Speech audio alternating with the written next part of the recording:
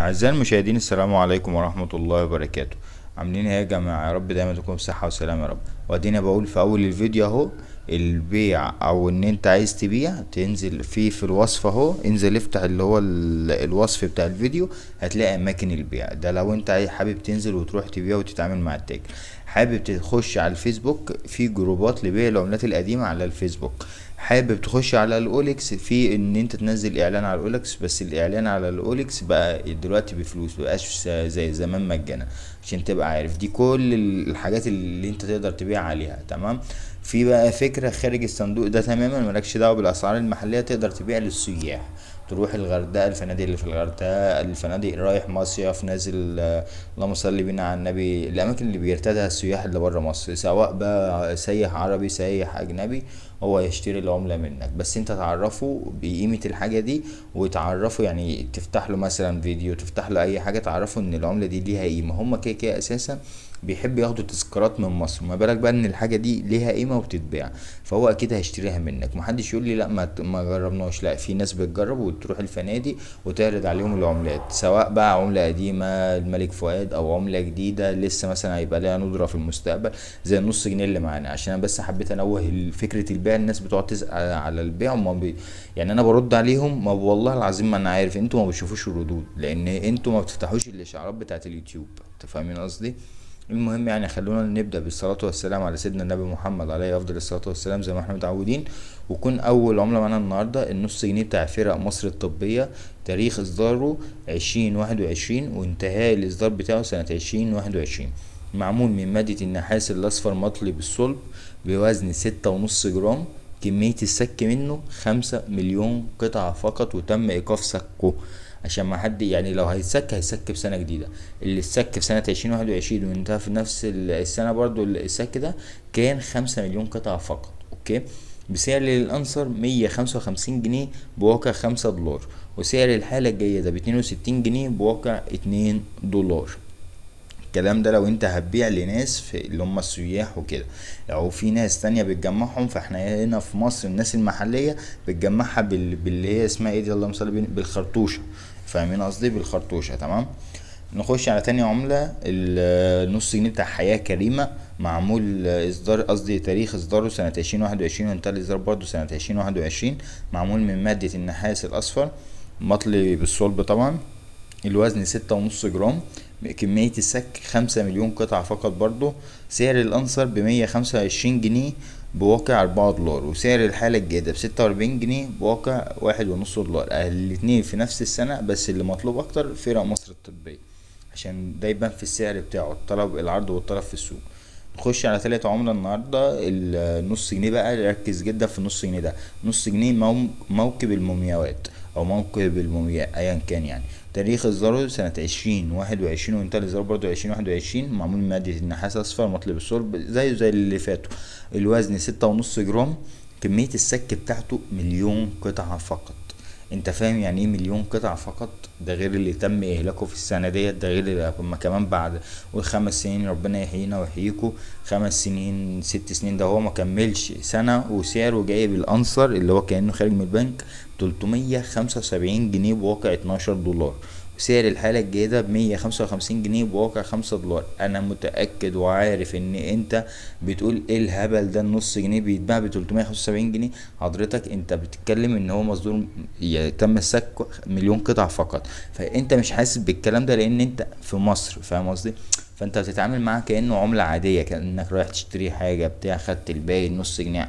انت فاهم الفكرة؟ لكن الناس اللي بره مقدر يعني، زي مثلا كده ايه، واحد يجيب لك عملة مثلا من الاتحاد الاوروبي مثلا، يقول لك العملة دي مسكوك منها 1 مليون قطعة فقط.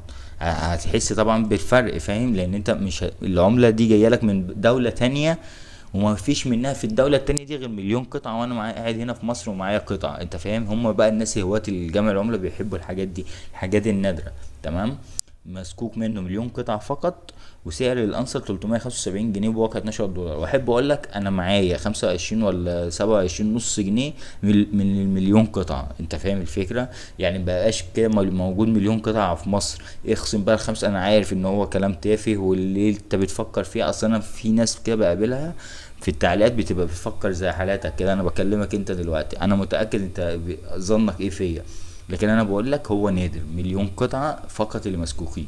نخش بقى على رابع عملة، النص جنيه بتاع دار الكتب.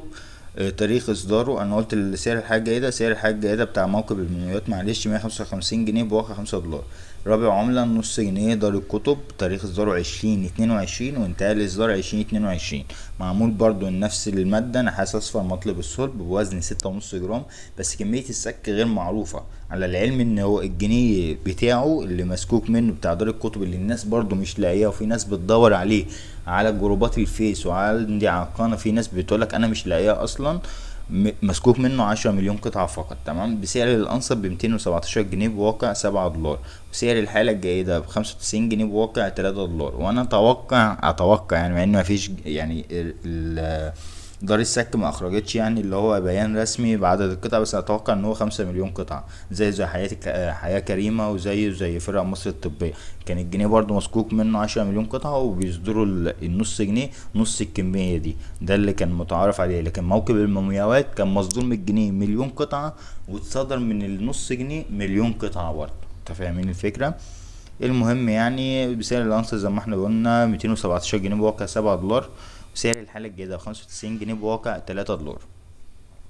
نخش على آخر عملة النهاردة معانا. أنا جبت النص جنيه بس الجديد اللي هو 2021 والأندر منهم، ما جبتش بقى الانصاص التانية. الانصاص التانية 40 مليون قطعة مسكوكة، مش عارف كام قطعة مسكوكة، أرقام مهولة. فدي بقى اللي انت حقك تتكلم عليها، اللي هي ملهاش أي لازمة، شوية معدن وخلاص.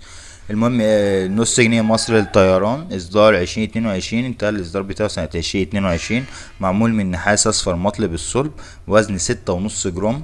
كمية السك برضو غير معروفة، وبرضو الجنيه بتاعه مسكوك منه 10 مليون قطعة فقط، والناس مش لاقية مصر للطيران. سعر الأنصر 125 جنيه بواقع 4 دولار، وسعر الحالة الجيدة 46 جنيه بواقع 1.5 دولار.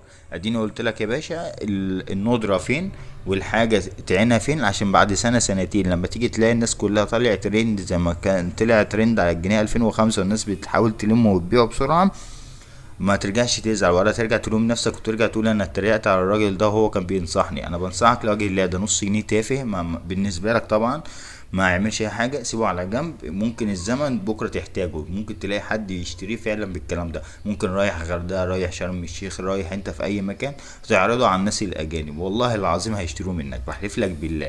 هو الراجل نازل نزاهه، نازل بيتفسح وعايز يرجع بتذكارات. فلما انت تعرض عليه عمله مسكوك منها مليون قطعه فقط او 5 مليون قطعه فقط، طبعا على الشعب، انت شوف انت بتوزع 5 مليون قطعه دولت على 120 مليون مصري. انت فاهم الفكره؟ ده في ناس معاها عملات في الاردن وعرضها على الايباي، وناس معاها في الكويت وعرضها على الايباي من العملات بتاعتنا. انت متخيل 5 مليون قطعة على 120 مليون مصري؟ انت فاهم نسبة او احتمالية ان نص جنيه زي ده يقع في ايدك عاملة ازاي، او جنيه من اللي هو الجنيهات اللي احنا بنقول عليها ديت والناس بتتريق علينا، يقع في ايدك احتمالية قد ايه؟ احتماليه كبيره جدا. هتلاقي بقى نص جنيه مدينه العالمين، ونص جنيه مش عارف شبكه الطرق، والكلام ده كتير مسكوك منه 40 مليون قطعه. انت فاهم؟ فده احتماليه ان هو انت تلاقيه ده كبيره جدا، نسبه 20 في 30% ان انت تلاقيه. انت فاهم الفكره؟ لكن انا متاكد ان انت مش هتلاقي الكلام ده. انا بقولك انا مش لاقي غير 25 قطعه ولا مش عارف 27 قطعه بلاجل الحلفان والله. معايا، فاهمين قصدي؟ من المليون قطعة بتاعت اللي هو نص جنيه موكب المومياوات، وما لمحتوش تاني. اقسم بالله بص ما لمحتوش، مش شايفه تاني. كل لما اخد نص جنيه من حد بتاع ابص كده في ظهره ما الاقيهوش، انا باخد وعينه. اصل نص جنيه اضرب 25 نص اللي معاه ولا 27 ونص يعملوا كام يعني؟ يعني هما يعملوا كام؟ 12 جنيه، 12 جنيه ونص، 13 جنيه، 15 جنيه يا عم. خلاص سيبهم على جنب، هيجيلهم بيع. انت فاهم قصدي؟ واديني عرفتكوا الاماكن البيع في الوصف لو انت حابب تنزل تبيع، وعندك جروبات الفيس، وعندك الاوليكس. بس الاوليكس محتاج منك ان انت تدفع له فلوس. بس كده، السلام عليكم ورحمة الله وبركاته.